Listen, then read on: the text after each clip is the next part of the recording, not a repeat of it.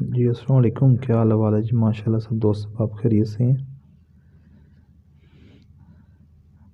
آج کا ہمارا عنوان ہے بلوچی شاعری کے ادوار اور ہر دور کے امتیازی خطوخال اور شعراء کا تعارف۔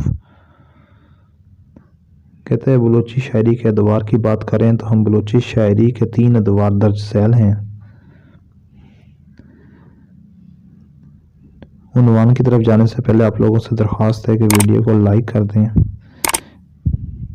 اس سے ہماری حوصلہ افزائی ہوتی ہے جی۔ چینل کو سبسکرائب کر لیں، ساتھ میں بیل آئیکن ہوگا اس کو پریس کر دیا کریں۔ جی بات کریں ہم لوگ بلوچ شاعری کے ادوار کی تو بلوچ شاعری کے 3 ادوار درج ذیل ہیں۔ دور اول، اس کا پہلا اور زرعی دور وہ زمانہ کہلاتا ہے جب بلوچ قوم کے لوگ کرمانو سیستان سے ترک سکونت کر کے بلوچستان وارد ہوئے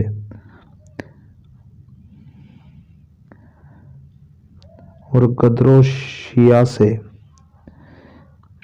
اس خطے کا نام بلوچستان پڑا۔ یہ خالص قبائلی معاشرہ تھا۔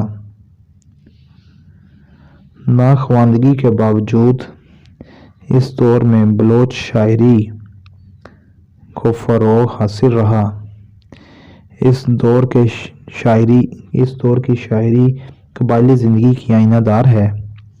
موضوعات میں قبائل کے باہمی معرکوں کے حالات، حسن و عشق کی وارداتیں، عشقیہ داستانیں اور ایسے ہی دوسرے موضوعات کی بھرمار ہے، لیکن ان اشعار کی خالق تری کی دھول میں محو ہو کر رہ گئے۔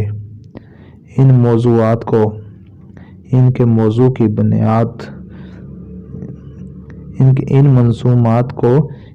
موضوع کی مدد سے معلوم کیا جا سکتا ہے، جیسے سردار چاکر کی نسبت سے نظم کو چاکرہ شعر اور دوسری کو جنگ تلی کے عنوان سے جنگ نلی شعر کا نام دیا گیا ہے۔ مختصر یہ کہ اس عہد کی شاعری میں بلوچوں کی نسلی تاریخ، دلیری و بہادری کے کارنامے اور رومانی داستانیں، لوک گیت، ہجرت کے واقعات اور دیگر رزمیہ، عشقیہ اور مذہبی موضوعات پر نظمیں ملتی ہیں۔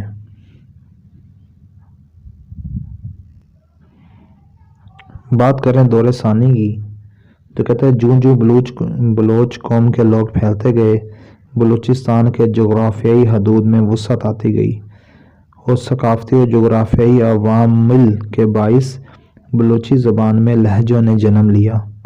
مغربی لہجہ کلات سے خاران، چاغی، مکران وغیرہ کا احاطہ کرتا ہے، جبکہ مشرقی بلوچی کلات سے زیریں علاقوں میں کچھی، موری، بگٹی، سبی، نصیر آباد وغیرہ میں صورت پذیر ہوئی۔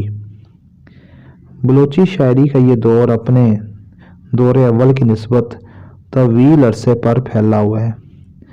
لفظ ملا بلوچی میں پڑھے لکھے کے لیے مستعمل ہے۔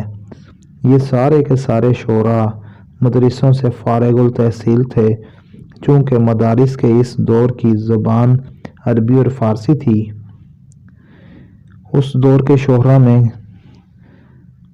ملا فضل، ملا اسماعیل، ملا قاسم، ملا بہادر، ملا ابراہیم وغیرہ نمائندہ شعراء ہیں۔ دور ثانی کے بعد دور جدید کی بات کریں تو دور جدید پنجابی شاعری کا یہ تیسرا دور ثانی سے بامشکل ہی ممیز ہو سکتا ہے۔ اسے صرف مکتبہ فکر کے پیمانے سے الگ کیا جا سکتا ہے، تاہم یہ مسلم ہے کہ اس دور کا آغاز انگریزی علمداری کے عروج سے ہوتا ہے۔ جب انگریز مشنریوں نے عیسائیت کی تبلیغ کے لیے زمین ہموار کرنا چاہی، مسلمان علماء اور اکابرین نے اس میدان میں انگریزی عزائم کو ناکام بنایا۔ بلوچی ادب کی تاریخ میں اس ولولہ انگیز جدوجہد کو دبستان درخانی کے نام سے شہرت ملی۔ کس نام سے جی؟ دبستان درخانی کے نام سے شہرت ملی۔ مولانا محمد فاضل درخانی ڈھاڈر کے قریب درخان نامی مقام پر ایک دینی مدرسے کے مہتمم تھے۔ سب سے پہلے انہوں نے بلوچ برہوی اہل قلم کو انگریزی مبلغوں کے خلاف ابھارا۔ ان میں مولانا موصوف کے علاوہ ان کے معتمد مولانا حضور بخش جتوئی، مولانا عبد المحید، مولانا محمد عمر دین پوری اور دوسرے شعراء نے 100 سے زیادہ کتابیں نظم کیں۔ 100 سے زیادہ کتابیں انہوں نے نظم کیں جی۔ یہ مولانا محمد بخش جتوئی، مولانا عبد المحید اور مولانا محمد عمر دین پوری نے مولانا محمد فاضل درخانی کے کہنے پر انگریز مبلغوں کے خلاف تحریر شروع کی۔ بلوچی شاعری کا پاکستانی دور کہتا ہے جدید